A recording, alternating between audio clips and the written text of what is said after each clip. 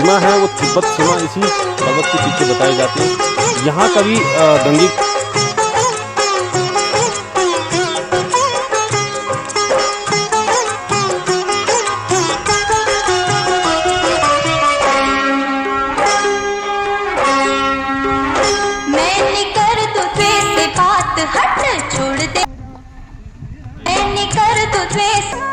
आपका मेरा YouTube channel पहाड़ी डिस्कवरी में आपका स्वागत है और मैं हूं आपके साथ अमनदीप भट्ट। मैं आज आया हूं सीमांत गांव गंगी।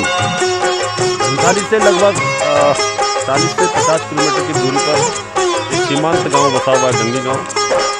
और ये गंगी गांव की सबसे बड़ी खूबसूरती ये है कि ये चारों तरफ जो पहाड़ हैं, हिमालय हैं, उस हिमालय के बीच में यह गंगी गांव बसा हुआ है।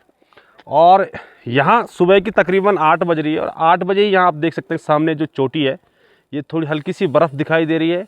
और बर्फ़ दिखाई दे रही है, आप देख रहे हैं किस तरीके से जो धुंध है, सफ़ेद चादर है, वो धीरे धीरे पहाड़ों से उठ रही है। तो इसके बाद यहाँ मौसम काफ़ी पूरी धुंध यहाँ छा जाती है।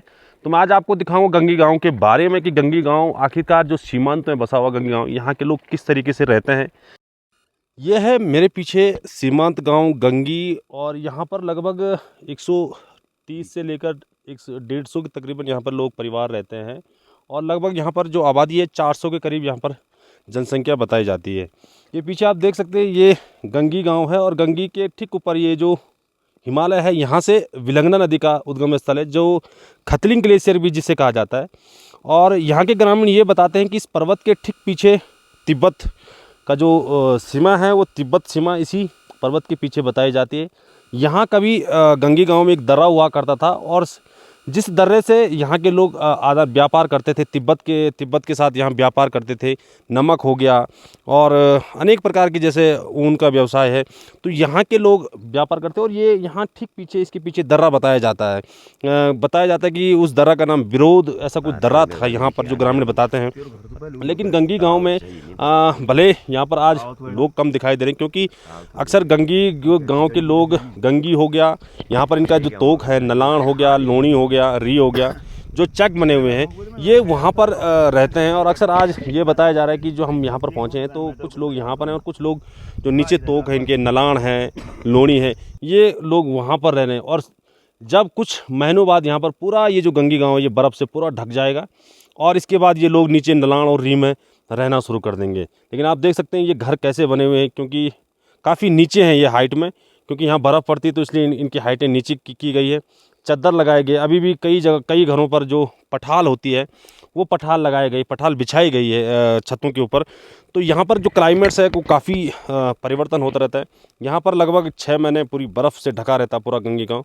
और अब गंगी गाँव के लोगों को एक सुविधा मिली है, सेब की सुविधा मिली है, सौगात मिली कि ये लोग अब यहाँ पर पूरे ऊपर बेल्ट में सेब की बागवान कर रहे हैं। भले ही अभी क्योंकि पौधे छोटे हैं तो यहाँ पर अब हम जानना चाहेंगे हमारे जो साथी हैं वीर सिंह कि किस तरीके से इन्होंने यहाँ पर। सिंह भाई, ये भी बोला जाता है कि जो केदार घाटी है, मतलब जो केदारनाथ वैली है, जब 4 धाम यात्रा होती है जी, यहाँ से लोग ऋण देते, पैसा देते हैं।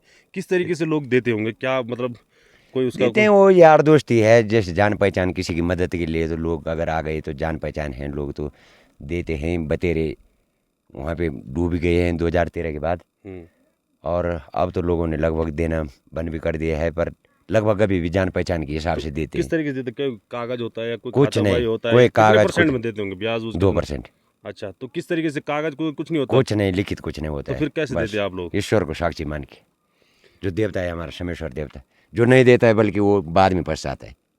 तो ये गंगी गांव की बड़ी खासियत है कि यहाँ के लोग जब केदार घाटी के लोगों को पैसा देते हैं तो सबसे बड़ी बात यह है कि इनके पास कागज़ वही खाता नहीं होता है, लेकिन इनका जो इष्ट देवता है, सोमेश्वर देवता, उसके वहाँ पर एक सौगंध खाई जाती है।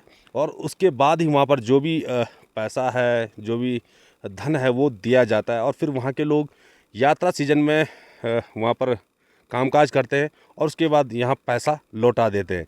लेकिन गांव के लोग कहते हैं कि अगर जो व्यक्ति वो पैसा नहीं लौटा पाता है, उसका इंसाफ जो है वो सोमेश्वर देवता करता है। 50 लाख रुपया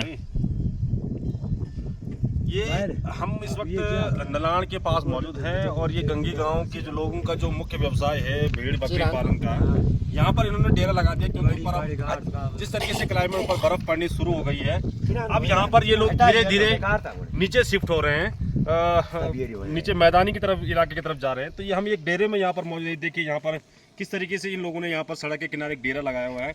ये लोग रात को यहीं पर रहते हैं लकड़ी के सहारे। ये इनका खाना पीना यहाँ पर बन गया है। ये हमारे लिए देखिए स्पेशल चाय बन रही है, ब्लैक टी। हमने ये उम्मीद की थी कि बकरी का दूध इसमें पड़ जाता तो हमारे लिए एक बहुत अच्छी टेस्टी चाय बन जाती, लेकिन अभी हमारे पास दूध उपलब्ध नहीं है। लेकिन हम यहाँ डेरे में मौजूद हैं। देखिए किस तरीके से यहाँ पर ये लोग रहते हैं, किस तरीके से अपने भेड़ बकरी के जो पालन है इनका मुख्य व्यवसाय है। यहाँ पर ये लोग इसी तरीके से अपना डेरा इन सड़क के किनारे या फिर जंगलों में यहाँ पर लगाते हैं। तो इनके पास तकरीबन लगभग इस वक्त जो ये जिस डेरे में हम मौजूद हैं, इनके पास लगभग 500 से 600 बकरियां इस समय यहाँ पर मौजूद हैं। और ये अभी तो फिलहाल जंगल में घास जो चरने जा रखी है, लेकिन ये लोग यहाँ पर इसी तरीके से यहाँ पर रहते हैं।